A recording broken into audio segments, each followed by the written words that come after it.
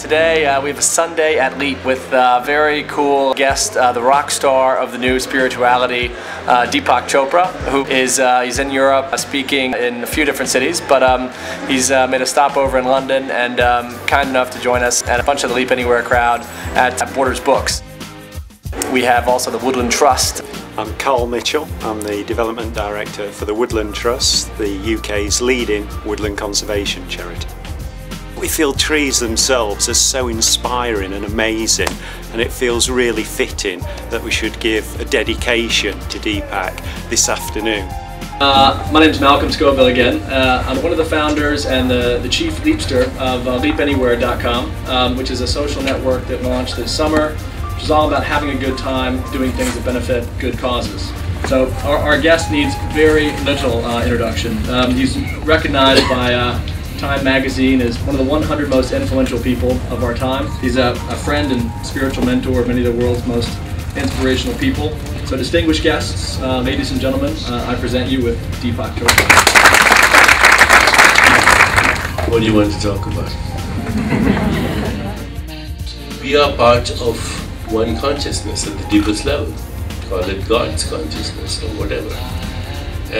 But we're not only part of one consciousness, we are part of the same energy field, we're part of the same information field, but we're also part of the same matter field.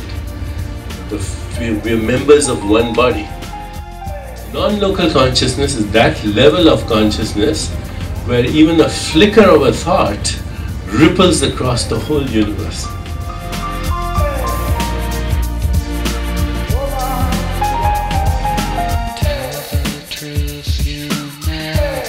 Mirror neurons and social contagion are the two new phenomena. So what happens is, if you're in a higher state of consciousness and somebody else is in a violent state of consciousness, just your presence will influence their neurons, so they'll start to fire like yours. This is how we learn language. And it seems like peace, higher consciousness, creativity are socially contagious. So the best way to transform the world is what Mahatma Gandhi said, be the change. These are the ideas we should be posting on Twitter. I'm totally an addict of social networks now. I believe in them. Okay, so you know what? Let me take a picture on Twitter right now of what's happening here. 3 days ago, somebody Twittered and said, I want to have a really good relationship. How do I find the right person? And whimsically, I answered back. I said, if you really want a good relationship, stop looking for the right person and become the right person. Okay, I just kind of, saw it, so I whimsically answered.